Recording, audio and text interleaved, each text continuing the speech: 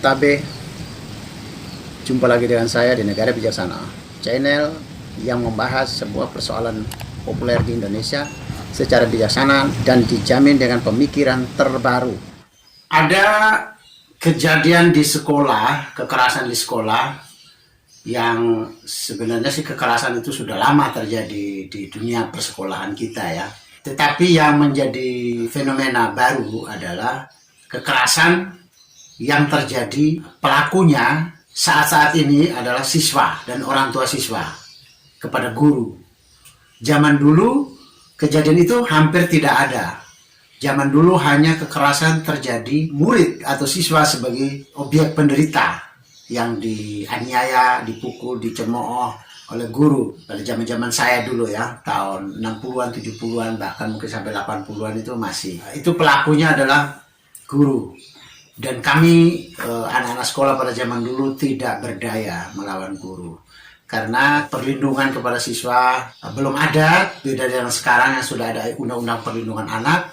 Zaman kami dulu tidak ada undang-undang perlindungan anak, sehingga guru sering menjadi pelaku yang keras. Bahkan zaman dulu orang tua kami juga ikut membenarkan ya.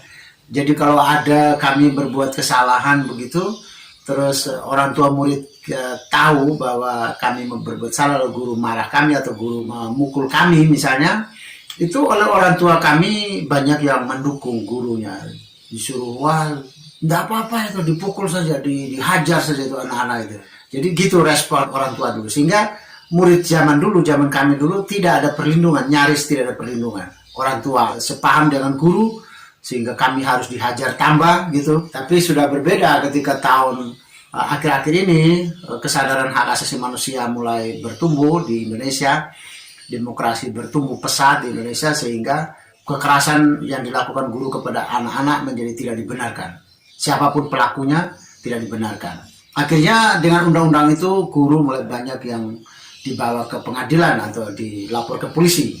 Akibat-akibat seperti itu sehingga sampai sekarang ya kasus-kasus kekerasan mulai menurun terjadinya. Tapi sampai sekarang pun KPA atau Komisi Perlindungan Anak masih menginformasikan kekerasan masih besar terjadi di sekolah, dan pelaku sebagian besar dari kekerasan itu adalah pelakunya adalah guru. Selain siswa kepada guru, siswa kepada siswa begitu, mulai dari hinaan, tempeleng, pukul, macam-macam ya. Begitu juga siswa sekarang juga makin berani dengan adanya undang-undang perlindungan anak. Orang tua siswa juga banyak yang berani. Sehingga guru sekarang juga banyak yang menjadi korban ya.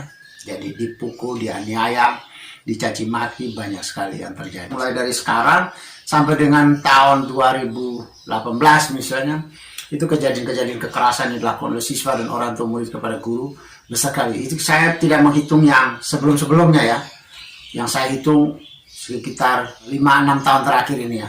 Guru diketepel oleh orang tua murid, kena di mata. Itu dilakukan katanya ingin membela anaknya yang dipukul oleh guru. Ada lagi sebelum itu, ada guru, seorang ibu guru di Kabupaten 50 Kota di Sumatera Barat juga dicaci maki oleh siswanya di dalam kelas. Terus ada lagi seorang murid kelas 2 SMP atau kelas 8 membakar sekolah SMP Negeri 2 di Temanggung, Jawa Tengah. Ada lagi gara-gara gurunya tidak lagi memberi perhatian, dalam bentuk perhatian gurunya biasanya sering beri uang kepada siswanya. Kemudian saat guru itu sudah tidak memberi, maka tiba-tiba ada guru yang menyerang gurunya sampai meninggal. Ada yang memukul gurunya sampai dahi benjol. Di Flores 3 tahun lalu ada guru kepala sekolah Ibu Delvina Azi itu meninggal dunia, dibunuh oleh orang tua murid yang tidak terima atas pengusiran anaknya yang belum melunasi uang sekolah, terus diusir dari sekolah ketika sedang ujian berlangsung. Sudah banyak sekali ya korban di pihak guru yang dilakukan oleh para murid dan orang tua siswa. Guru seringkali mulai mengeluh karena mereka menjadi sasaran kekerasan, baik dimulai dengan sasaran melapor ke polisi, dibawa ke pengadilan sampai dengan sasaran penganiayaan, caci makian, pemukulan, bermacam-macam ya. Jadi murid sudah tidak lagi seperti zaman kami dulu yang takut pada guru, siap terima apapun yang dilakukan guru kepada kami. Tapi zaman sekarang sudah berbeda. Zaman hak asasi manusia sudah mulai merambat ke seluruh pojok bumi. Zaman demokrasi, sehingga setiap manusia harus dilindungi hak-haknya, harus dilindungi derajatnya, harus dilindungi dari berbagai kekerasan, cemoohan, hinaan, macam-macam. Harkat diri manusia, entah tidak mengenal kau perempuan atau lelaki, tua atau muda, anak kecil atau orang lansia, itu tidak kenal. Yang namanya manusia selalu harus punya harkat dan martabat diri yang dilindungi. Undang-undang melindungi hak asasi manusianya, demokrasi sudah melindungi semua. Sehingga tidak benar lagi kita untuk, wah kalau begitu undang-undang perlindungan anak dicabut lagi. Enggak bisa. Itu kita mulai melangkah mundur. Itu tetap maju melindungi anak. Semua manusia harus saling menghormati, saling menjaga keselamatan. Tidak ada pihak yang boleh menganiaya orang lain. Tidak ada pihak yang boleh memukul, boleh menghina, boleh mencaci maki, itu tidak ada. Jadi undang-undang itu tidak salah dan tidak perlu mundur lagi. Maju terus. Saya kali ini ingin memberi masukan kepada para guru kita. Apa yang mereka harus lakukan untuk mengurangi kekerasan dari siswa kepada guru dan dari guru kepada siswa.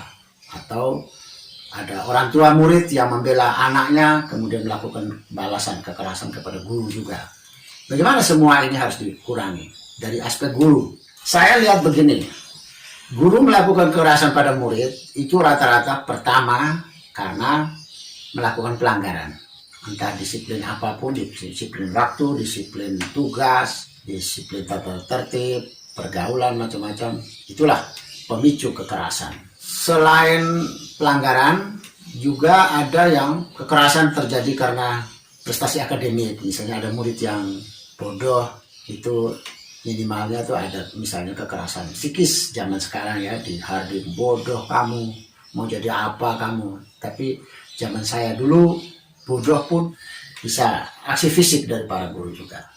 Misalnya yang dapat 5 ke bawah sini berlutut semua. Jadi ada kekerasan karena ingin mendisiplinkan sesuatu aturan. Ada yang kekerasan karena akademik, tidak menguasai, nilai jelek, macam-macam ya. Begitu banyak sekali hal-hal yang diatur dan menjadi pemicu. Kalau begini langgar, kalau begini tidak langgar aturan.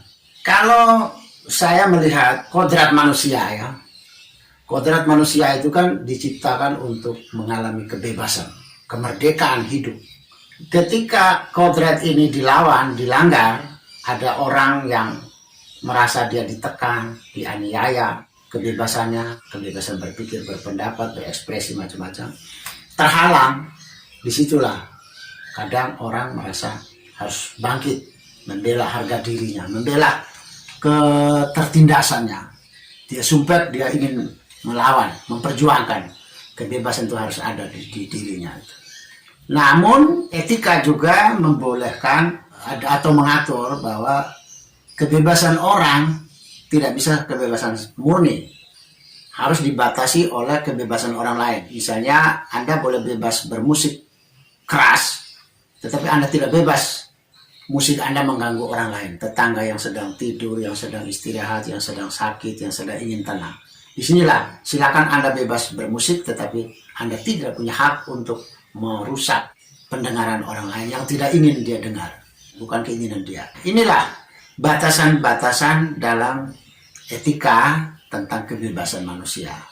Di sekolah ini yang saya lihat sekarang selama ini ya, apa yang harus diatur dan apa yang tidak boleh diatur.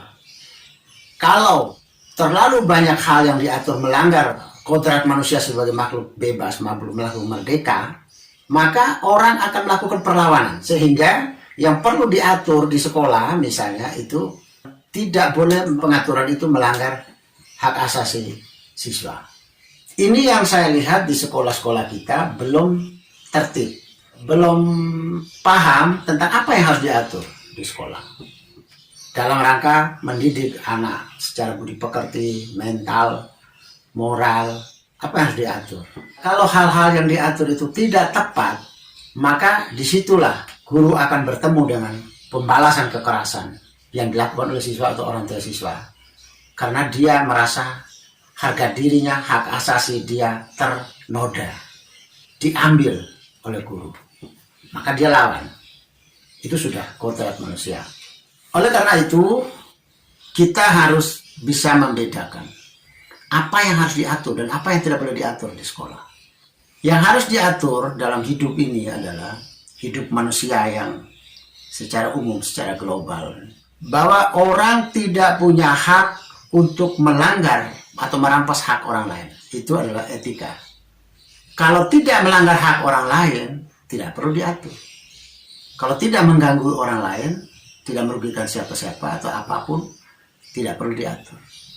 Ada aturan-aturan yang hidup di zaman tahun 60-an, 70-an, 80-an, era saya dulu, sekolah.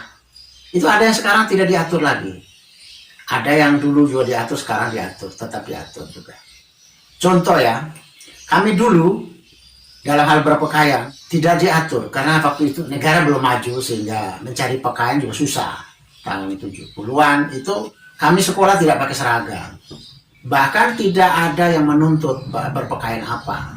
Sehingga nyaris tidak pernah ada yang pakai sepatu. Saya SD itu tidak ada yang pakai sepatu. Satu sekolah dari kelas 1 sampai kelas 6 itu tidak ada yang pakai sepatu. Kaki kosong semua. Yang pakai sandal juga cuma 1-2 orang aja. Tidak diatur. Tapi tidak bermasalah. Ketika itu, sandal tidak disuruh pakai, tidak diwajibkan. Sepatu juga tidak diwajibkan. Sementara kami ke sekolah itu juga, saya sendiri pernah pakai sarung. Sarung saja, tanpa celana, tanpa baju.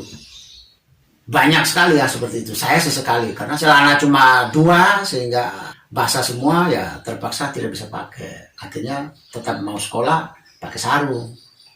Tidak ada baju, tidak ada celana, tidak ada sepatu, tidak ada topi, apapun tidak ada. Jadi cuma sarung toh. Kalau kami main bola, sepak bola antar teman itu, nanti sarung kami ikat di leher, di bawah kosong, main bola, sepak bola, zaman itu. Tapi sekarang sepatu itu diatur, anak sekolah wajib pakai sepatu. Pertanyaannya, apa yang jelek dari sekolah zaman dulu yang tidak ada sepatu, tidak ada sandal, tidak pakai sandal, dengan yang pakai sepatu dan sandal? Apa yang kurang dari dunia pendidikan kita? Pendidikan bertujuan apa? Mencerdaskan, terampil, berbudi pekerti, ya toh. Sekarang kalau orang tidak pakai sepatu, melanggar yang mana dia? Misalnya orang hidup harus menurut norma agama, norma sosial, norma moral, norma hukum. Nah maka ketika orang tidak pakai sepatu dan tidak pakai sandal, anak sekolah, melanggar yang mana dia? Melanggar norma agama, norma moral, norma hukum, norma apa yang dilanggar? Tidak ada kan? Berarti orang kami sekolah zaman dulu yang tidak pakai sepatu, tidak pakai sandal, bahkan tidak pakai pakaian seragam pun, tidak merugikan siapa-siapa, tidak merugikan apapun. Oleh karena itu, hal-hal semacam ini yang sesuatu yang tidak merugikan siapapun dan tidak merugikan apapun, dia tidak perlu diatur. Zaman saya dulu waktu masuk sekolah itu sudah diperiksa sebelum masuk kelas. Periksa giginya, periksa lehernya, kotoran ada enggak, di telinganya ada kotoran enggak, di kelenya ada kotoran tidak. Sekarang kan tidak ada lagi diperiksa kayak gitu. Rambut semua harus pendek terus, kalau tidak dicukur, gurunya cukur enggak karu-karuan. Itu berarti yang diatur-atur seperti itu hal-hal yang tidak merugikan siapa-siapa dan tidak mengganggu apapun tujuan pendidikan. Pengaturan tentang pakaian, tentang sepatu, tentang ikat pinggang, tentang tas, ya, tentang kaos kaki, tentang topi, itu adalah tergolong hal-hal yang tidak wajar untuk diatur. Sehingga nanti begitu ikat pinggang salah, langsung anak itu dianggap melanggar. Sepatu salah warna sedikit, langgar. Kaos kaki salah warna, salah ukuran, langgar. Rambut tidak pendek ukurannya sekian, melanggar. Ini semua disiksa. Padahal yang kita atur-atur itu adalah hal yang tidak penting dalam hidup. Hal yang tidak ada hubungan dengan tujuan pendidikan. dan hal yang tidak ada hubungan dengan etika hidup. Bayangkan, anak yang rambut gondrong misalnya, siapa yang merasa dirugikan dengan anak itu rambut gondrong? Rugi apa? Tidak ada kan? Kalau tidak ada, tidak perlu diatur. Anak-anak kita menjadi sumpek di sekolah dan si guru menjadi sangat sibuk dengan anak sekolah, yaitu sudah terlalu banyak hal-hal yang tidak perlu diatur, tidak melanggar etika, tidak melanggar norma, diatur juga. Akhirnya kelihatan sekali bahwa guru itu sibuk sekali. Wah, kontrol sepatu, kontrol kaos kaki, kontrol rok, kontrol celana, kontrol baju, taruh dalam dah dia, kontrol topinya, kontrol semua, kontrol dasinya. Terlalu banyak yang diatur. Akhirnya guru sibuk sekali dan kelihatan sekali anak-anak banyak pelanggaran. Padahal dia melanggar sesuatu yang tidak ada hubungan dengan kerugian apapun dan siapapun. Kok diatur tuh?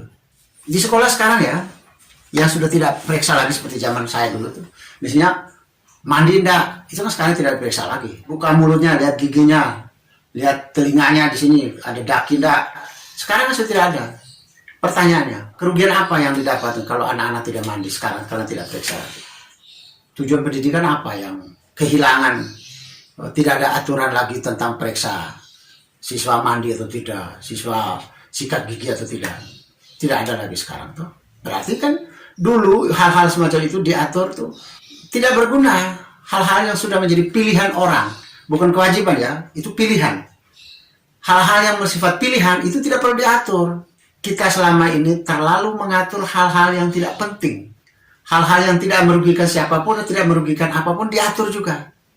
Terlalu banyak hal diatur, inilah yang membuat guru super sibuk. Catat pelanggaran. Lalu anak-anak menjadi hidupnya merasa tidak bebas. Apa kok diatur, apa kok diatur, aku kok jadi tidak bebas ya. Aku begini kok salah. Belum lagi anak-anak sekolah, wah kamu sudah SMP, SMA, nggak boleh lompat-lompat kayak begini, nggak boleh teriak-teriak kayak begini, nggak boleh lari-lari, terlalu banyak yang diatur. Hal-hal yang tidak penting. Hal-hal yang kalau anak melakukan itu rugi apanya? Tujuan pendidikan terancam enggak? Terancam apanya? Bisa mengganggu kecerdasan seseorang. Saya pelajari berbagai regulasi di Indonesia, regulasi di bidang pendidikan, termasuk regulasi di sekolah. Sebenarnya dari atas, dari level negara, pemerintah itu nggak ada aturan tentang pendek panjang rambut, aturan tentang pakaian, kecuali sekarang itu hanya boleh pakai seragam itu yang SD merah putih, anak SMP putih biru, SMA putih abu-abu, dan dengan topi dan dasi. Sebenarnya cuma itu loh. Tapi di sekolah diatur bermacam-macam. Hidup orang jadi sumpek, hidup jadi serba terkekang. Terlalu banyak hal diatur. Padahal hal yang diatur itu hal yang tidak penting. Nah inilah menurut saya kekerasan terjadi di sekolah karena terlalu banyak hal yang diatur sehingga akan tercatat banyak sekali siswa yang melanggar peraturan itu. Kalau di negara bijaksana, hal-hal yang diatur di sekolah hanya yang merugikan orang lain.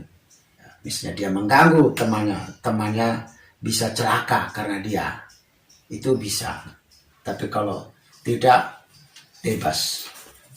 Kalau kita menjaga hanya anak-anak tidak boleh melakukan melanggar norma moral atau etika ya, norma hukum, norma agama, norma sosial.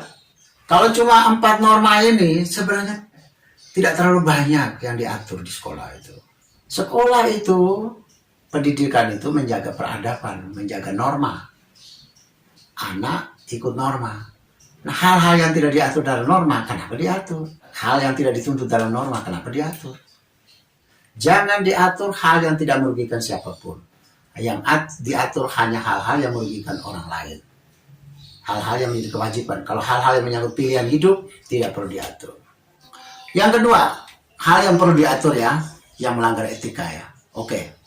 Hanya yang melanggar etika, yang melanggar norma ya, 4 norma tadi. Nah sekarang, apakah setiap yang melanggar norma harus dihukum? Tidak. Tidak harus dihukum. Contoh ya, anak di sekolah misalnya, oh jangan mematikan bunga, jangan mecahkan kaca sekolah, jangan merusakkan bangku.